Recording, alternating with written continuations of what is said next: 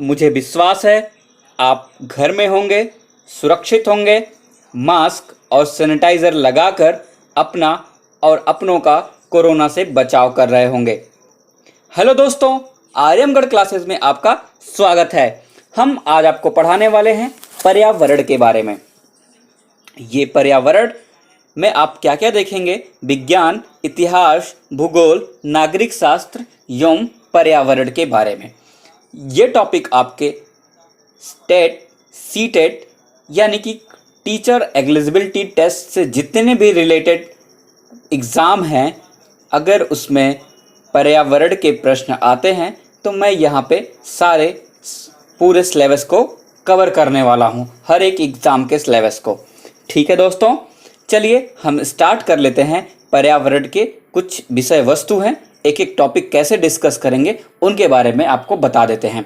जैसे कि पहला टॉपिक है परिवार, दूसरा है भोजन, स्वास्थ्य एवं स्वच्छता, तीसरा आवास, चौथा पेड़ पौधे एवं जंतु, पांचवा हमारा परिवेश, छठवां मेला, सातवां स्थानीय पेशे से जुड़े व्यक्ति एवं व्यवसाय, आठवां जल, नौवां यातायात एवं संचार, 10वां खेल एवं खेल भावना, 11वां भारत, नदियां, पर्वत, पठार, वन, यातायात, महाद्वीपीय एवं महासागर, 12वां हमारा प्रदेश, नदियां, पर्वत, पठार, वन, यातायात, 13वां संविधान, 14वां शासन व्यवस्था, स्थानीय स्वशासन, ग्राम पंचायत, नगर पंचायत, जिला पंचायत, नगर पालिका, नगर निगम, जिला प्रशासन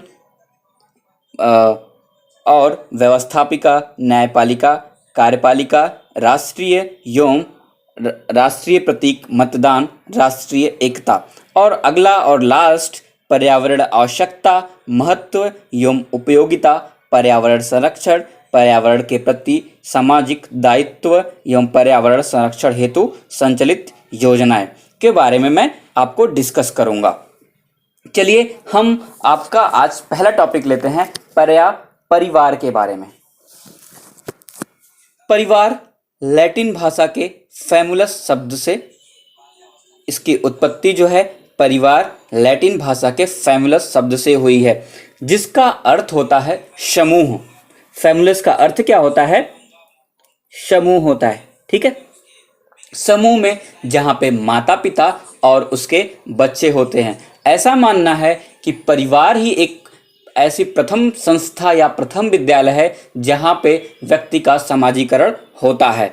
अगर हम परिवार की परिभाषा बताएं, मानव समाज की प्राचीनतम एवं आधारभूत इकाई है। ये परिभाषा हो गई परिवार की। बात करते हैं कुछ परिवार के नोट्स, यानी कि कुछ इंपॉर्टेंट पॉइंट्स हैं, जैसे कि परिवार एक बुनियादी एवं सार्वभौमिक इकाई है। परिवार सामाजिक, सांस्कृतिक, धार्मिक, आर्थिक एवं राजनीतिक गतिविधियों संगठन की इकाई है। दूसरा, आधुनिक समाज में परिवार प्राथमिक रूप से संतानोत्पत्ति, समाजीकरण एवं भावनात्मक संतोष की व्यवस्था से संबंधित पर कार्य करता है। ये कुछ नोट्स है। अब हम बात करते हैं परिवार की विशेषताएं क्या हैं। परिवार की विशेषताएं के बात करें, परिवार सामाजिक व्यवस्था का लघु रूप एवं प्रथम पाठशाला है। मैंने अभी आपको बताया सामाजिक संरचना में केंद्रीय स्थिति है। आपके सामाजिक संरचना क्या है? उसका केंद्रीय स्थिति कौन होता है? आपका परिवार होता है। सदस्यों का उत्तरदायित्व, आपके माता का उत्तरदायित्व क्या है, आपके पिता का उत्तरदायित्व क्या है, ये सदस्य के हर व्यक्ति अपने उत्तरदायित्व को समझता है, या परिवार का हर सदस्य अपने उत्तरदायित्व को भली भांति जानता है, तो उस प्रकार से वह वर्क करता है। ठीक है, भावात्मक आधार, परिवार एक स्थायी एवं अस्थायी संस्थाएं हैं। सार्वभौमिकता की भावना, सीमित आकार, रचनात्मक प्रभाव, सामाजिक नियंत्रण, वंश नाम की एक व्यवस्था है। विवाह एवं यौन संबंध, प्रजनन, आर्थिक बंधन, ये परिवार की कुछ विशेषताएं थी। आपको इसको एक बार रीडिंग कर लेना है। बात करते हैं परिवार के वर्गीकरण के बारे में। परिवार के आकार की दृष्टि से देखें तो दो भागों में विभक्त किया जा सकता है। जैसा पहला एकल परिवार, दूसरा संयुक्त परिवार की बात करते हैं। बात करें पहले एकल परिवार की, जिस परिवार में माता पिता एवं उसके अविवाहित बच्चे होते हैं, ऐसे परिवार को क्या कहते हैं? एकल परिवार कहते हैं। एकल परिवार की विशेषताएं क्या हैं? जैसे कोई टीका टिप्पणी और टोका टाकी नहीं होती इस परिवार में। क्यों? क्योंकि सदस्यों की संख्या ही बहुत कम है, किसी के पास टाइम नहीं है एक दूसरे के बारे में जानने के लिए। और सबसे बड़ी खासियत यह है कि यहाँ हर सदस्य अपनी पूरी क्षमता से काम करता है और धन का सही उपयोग करता है। एकल परिवार में कार्य करने की स्वतंत्रता होती है। अब बात करते हैं एकल परिवार के दोष क्या हो सकते हैं। जैसे हर समस्या के लिए अकेले लड़ना पड़ता है, किसी भी छोटी परेशानी में व्यक्ति की सहायता करने वाला कोई नहीं होता। बात करते हैं एकल परिवार बनने का कारण।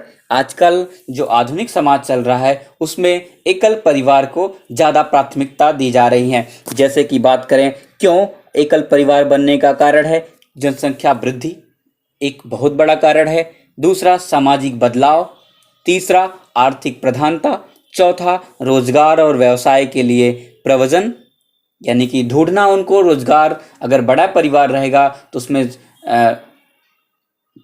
ज़्यादा से ज़्यादा रोजगार लोगों के पास नहीं उपलब्ध हो पाएगा, तो यानी कि कमाने वाले कम लोग होंगे और खाने वालों की संख्या ज़्यादा होगी, तो वो परिवार की आर्थिक स्थिति अच्छी नहीं होती। अगर छोटा परिवार होगा तो यानी कि छोटे परिवार में एक ही दो सदस्य अगर कमाएंगे तो वो अपना अपना पालन पोषण कर सकते हैं। इसलिए एकल परिवार आजकल बनने का इसका कारण हो सकता है। बात करते हैं ग्रामों से नगरों की और जनसंख्या का पलायन, यानी कि गांवों से लोग अब कहाँ पे पलायन कर रहे हैं? नगरों की तरफ कर रहे हैं। बात करें स्वतंत्रता की इच्छा, स्वतंत्र होने की इच्छा, यहाँ पे आने की नहीं, स्वतंत्र होने की इच्छा हो जाएगा। यानी कि लोग छोटे परिवार में जहाँ पे माता पिता और उसके बच्चे होते हैं तो वो आपस में स्वतंत्र होते हैं, यानी कि अभी बताया उसमें कोई टोका टिप्पणी करने वाला नहीं होता।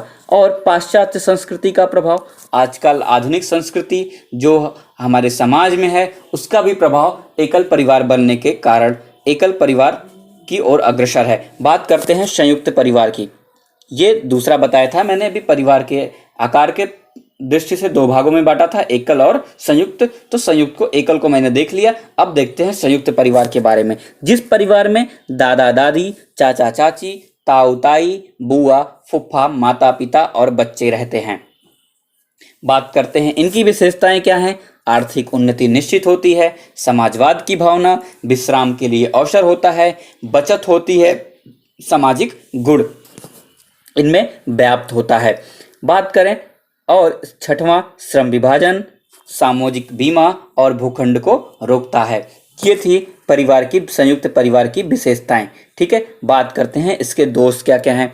जैसे निकम्मा घर कह सकते हैं। निकम्मा घर कहने का तात्पर्य है ये कि जो संयुक्त परिवार होता है उसमें सबसे जो घर का बड़ा सदस्य होता है वो वहाँ का मुखिया होता है और मुखिया ही पूरे घर को चलाने का काम करता है। अगर बात करें जैसे कि सदस्य में रहने वालों की संख्या 10 लोग हैं और जिसमें से मात्र 2 लोग ही कमाते हैं, लेकिन मुखिया जो क्या करता है, सबको समान भाव से सम्मान देता है और सबको समान भाव से सेवाओं की पूर्ति करता है, जिससे कि जो बचे 8 लोग हैं वो काम करना नहीं चाहते, क्योंकि मुखिया उनकी जो दैनिक कार्य या दैनिक जो उनकी उपलब्धता है वो पूरा कर देता है। इसलिए इसे निकम्मों का घर भी कहा जा सकता है। बात करते हैं व्यक्तित्व विकास में बाधक। ये व्यक्तित्व के विकास में बाधक हो सकता है। मुकदमेबाजी का प्रोत्साहन, अगर घर में ज़्यादा से ज़्यादा सदस्य होंगे और लोग खाली बैठे रहेंगे तो वो झगड़ा लड़ाई करने में कहीं ना कहीं अपना समय वेस्ट करेंगे। अगर झगड़ा लड़ाई करेंगे तो जाहिर सी बात है कि मुकदमे हो सकते हैं, तो यहाँ पे मुकदमेबाजी का प्रोत्साहन हो सकता है। झगड़ों की उत्पन्न करता है, झगड़ों को भी उत्पन्न कर सकते हैं। एकांत का अभाव, अनियंत्रित प्रजनन, यहाँ पे एकांतता की अभाव होती है। जब घर में सदस्यों की संख्या ज़्यादा होगी, जाहिर सी बात है कि वहाँ पे शांति या एकांत नहीं हो सकता। तो और अनियंत्रित प्रजनन होता है। कुशलता एवं गतिशीलता में बाधक, स्त्रियों की दुर्दशा के लिए उत्तरदायी हो सकता है संयुक्त परिवार। सामाजिक समस्याओं को प्रोत्साहन, अगर घर बहुत फैमिली आपकी बहुत बड़ी है तो वहाँ पे सामाजिक समस्याएं भी आने लगती हैं। बात करते हैं संयुक्त परिवार के प्रमुख लक्षण क्या क्या हैं। यहाँ पे संयुक्त समिति हो सकती है, यानी कि यहाँ पे लोग संयुक्त तरीके से काम कर सकते हैं। साझा निवास स्थान हो सकता है, घर के सभी सदस्य एक साथ रहते हैं। सहकारी संगठन होता है। पारस्परिक अधिकार एवं दायित्व की भावना होती है। सदस्यों में एक निश्चित संस्करण होता है। तुलनात्मक स्थायित्व आता है। साझा धर्म होता है। उत्पादक इकाई और विशाल आकार संयुक्त परिवार के प्रमुख लक्षण हैं। अब बात करते हैं निवास के आधार पे परिवार के प्रकार। निवास के आधार पे देखें तो परिवार को 6 भागों में डिवाइड करते हैं। आप ये क्वेश्चन हमेशा याद करिएगा कि निवास के आधार पे कितने होते हैं, आकार के आधार पे परिवार कितने होते हैं। ये एग्जाम के पॉइंट्स ऑफ व्यू से काफ़ी इंपॉर्टेंट है। जैसे कि बात कर लें कृत स्थानीय परिवार, मृत स्थानीय परिवार, दूसरा, तीसरा नव स्थानीय परिवार, चौथा मातृप्रत स्थानीय परिवार, पांचवा मामा मातुल स्थानीय परिवार, छठवां उभय द्विस्थानीय परिवार। ये द्वि हो जाएगा, यहाँ पे दवी नहीं होगा, ठीक है, द्विस्थानीय परिवार हो जाएगा। आप बस इसको याद कर लीजिएगा कि यानी कि निवास के आधार पर परिवार के 6 भाग होते हैं, ठीक है। अब बात करते हैं वंश के आधार पर परिवार के भाग। वंश के आधार पर परिवार के भाग करें तो वंश के आधार पर परिवार के 4 भाग होते हैं। जैसे पहला पितृवंशी परिवार, दूसरा मातृवंशी परिवार, तीसरा उदारवादी परिवार और चौथा द्विनामी परिवार। जहाँ पे द्वि, यहाँ पे वही चीज़ द्वि, यहाँ पे मिस टाइपिंग हो चुकी है, हो गई है, सॉरी। बात करते हैं परिवार के आधुनिक स्वरूप। ये जो मैंने बताया है परिवार का डिवीज़न, तीनों परिवार के निवास के आधार पे, आकार के आधार पे और निवास आकार और यहाँ पे वंश के आधार पे, ये क्वेश्चन के पॉइंट्स ऑफ व्यू से काफ़ी इंपॉर्टेंट है। बात करते हैं परिवार का आधुनिक स्वरूप कैसा हो चुका है हमारे। तो परिवार में संयुक्त परिवार को आदर्श माना जाता है, यानी कि जो संयुक्त परिवार है उसको आदर्श माना गया है। परंतु सुख सुविधा की उपलब्धता,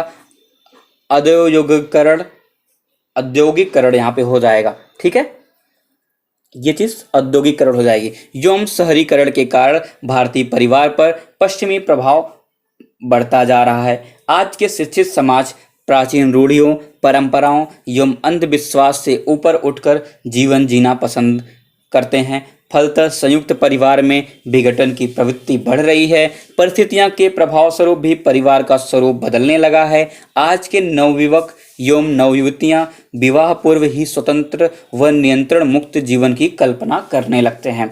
ये कुछ परिवार के आधुनिक स्वरूप हैं जो इस वक्त ये ट्रेंड में, कह सकते हैं ट्रेंड में चल रहा है। उन्हें किसी तरह का बंधन स्वीकार नहीं होता। संबंधों के मायने बदल रहे हैं। परिवार की मर्यादा टूट रही है। इस प्रकार संयुक्त परिवार पाश्चात्य प्रकार के एकल परिवार का आधुनिक स्वरूप ले रहा है। जब मैंने अभी बताया था आपको आकार के आधार पे एकल परिवार और संयुक्त परिवार, फिर मैंने एकल परिवार क्यों बन रहा है उसके बारे में बताया था। तो एक पॉइंट्स यहाँ पे ये भी हो सकता है कि उन्होंने अपने बंधन को स्वीकार नहीं कर रहे हैं, वो संबंधों के मायने बदल दिया है उन्होंने, और परिवार की मर्यादाएं टूट रही हैं और परिवार में विघटन हो रहा है। तो लोग, जब परिवार में विघटन होगा तो जाहिर सी बात है वो एकल परिवार में कन्वर्ट हो जाएगा। एकल परिवार में क्या होता है, वहाँ पे माता पिता और उसके अविवाहित बच्चे होते हैं। ये चीज़ आपको ज़्यादा फोकस करने वाली है कि अविवाहित बच्चे, विवाहित नहीं, बच्चे अविवाहित होते हैं। बात करते हैं परिवार का महत्व।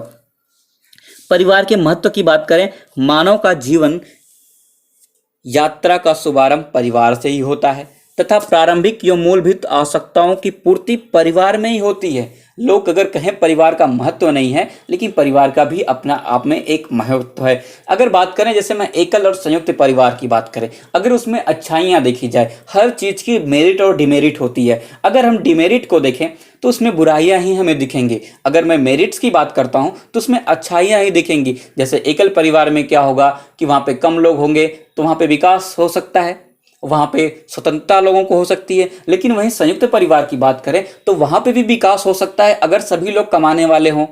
वहाँ पे एक और मेरिट्स पॉइंट्स है, वहाँ पे बच्चे जो बुजुर्ग काफ़ी खुशहाल होते हैं। और बच्चों का सबसे बड़ी चीज, आप बाल विकास पढ़ रहे हैं तो बाल विकास में बच्चों का मानसिक विकास जो है संयुक्त परिवार में अच्छे तरीके से होता है, क्योंकि वहां पे सबकी देखभाल अच्छे तरीके से हो जाती है, बुजुर्गों को भी और बच्चों को भी देखभाल संयुक्त परिवार में हो जाती है। ऐसा क्यों होता है? क्योंकि वहां पे दादा दादी, चाचा चाची सभी एक दूसरे को ख्याल रखते हैं। तो ये उसकी विशेषताएं भी हो सकती हैं। अब बात करते हैं परिवार में बालक के व्यक्तित्व एवं चरित्र की नींव पड़ती है। अगर संयुक्त परिवार होगा, एकल परिवार होगा तो अपने माता पिता को बस देख सकता है, लेकिन अगर संयुक्त परिवार होगा तो सबके व्यक्तित्व को देखेगा। घर में कौन डॉक्टर है, कौन इंजीनियर है, कौन कृषि से जुड़ा हुआ है, तो सबका व्यक्तित्व जब बालक के अंदर आएगा तो जाहिर सी बात है उसका विकास ज्यादातर हो सकता है संयुक्त परिवार की। बात करते हैं परिवार के महत्व को सामाजिक, आर्थिक एवं शैक्षिक दृष्टि से स्पष्ट किया जा सकता है। परिवार में ही रहकर व्यक्ति समाजीकरण की प्रक्रिया के फलस्वरूप पशु स्तर से मानव स्तर में प्रवेश करता है। परिवार में ही रहकर व्यक्ति समाज के तौर तरीके, मान्यताओं, आदर्शों, परंपराओं, सामाजिक मूल्यों एवं उत्तरदायित्व का ज्ञान प्राप्त करता है। ठीक है दोस्तों, अब 5वां पॉइंट में बात करता हूं। आर्थिक दृष्टि से भी परिवार का महत्व कम नहीं है। मनुष्य के समस्त आर्थिक क्रियाओं का संचालन परिवार में ही होता है। प्रारंभ में आर्थिक रूप से व्यक्ति के परिवार पर ही निर्भर रहना पड़ता है, परंतु धीरे धीरे परिवार के प्रयत्नों, साधनों एवं सहयोग द्वारा वह आत्मनिर्भर व स्वावलंबी बनता है। जैसे मैं बात करूं, अगर परिवार में संयुक्त परिवार है, कोई कमाने वाला नहीं है, घर का मुखिया क्या करता है, सबको समान भाव से उसके चीज़ों को मुहैया कराता है, जो उसकी दैनिक रोजमर्रा की चीज़ें हैं। तो उसमें क्या होता है, तो अचानक से मान लो अगर कोई रोजगार ढूंढ रहा है, उसको रोजगार नहीं मिल रहा है, तो अगर संयुक्त परिवार है तो वो उसको क्या कह सकते हैं आप, सहयोग की भावना उसके अंदर आ सकती है। वो धीरे धीरे अपना रोजगार लेगा, फिर अपने आप को स्टेबल कर सकता है। तो ये चीज़ें यहाँ पे कहती। 5वां पॉइंट बात करते हैं 6ठे पॉइंट की। परिवार एक शिक्षण संस्थान के रूप में स्वीकार किया जाता है। परिवार समाज का लघु रूप एवं बालक की प्रथम पाठशाला है और माँ उसकी प्रथम आदर्श शिक्षिका है। परिवार ही वह स्थान है जहां बालक को सभी प्रारंभिक शिक्षा प्राप्त करती है। यानी कि बालक का अगर विकास की बात करें, बालक का विकास उसके परिवार से ही होना स्टार्ट हो जाता है। इसीलिए परिवार को प्रथम पाठशाला और उसकी माँ को क्या बोलते हैं, प्रथम शिक्षिका कहते हैं। बात करें परिवार में उसके शारीरिक, मानसिक, संवेगात्मक, सांस्कृतिक एवं नैतिक विकास की रूपरेखा तैयार होती है और उसके भावी जीवन की नींव है। ठीक है दोस्तों, आज के लिए इतना ही। हमने परिवार के बारे में संपूर्ण डिस्कशन कर लिया है और नेक्स्ट वीडियो में हम परिवार से क्वेश्चन आपको यहाँ पे कराने वाले हैं। और आप अगर मेरी इस वीडियो को आप पूरी अच्छे तरीके से पढ़ लेते हैं और जो मैं नेक्स्ट वीडियो में प्रश्न कराऊंगा उस प्रश्न को आप कर लेते हैं, तो मैं आशा करता हूं कि परिवार से आपका एक भी क्वेश्चन गलत नहीं होने वाला, चाहे वो किसी भी एग्जाम में हो जहां पे पर्यावरण से पूछा जाता हो। ठीक है दोस्तों, आज के लिए इतना ही। जय हिंद दोस्तों। अगर ये मेरी वीडियो अच्छी लगती है तो आप लाइक, कमेंट और सब्सक्राइब जरूर करिएगा।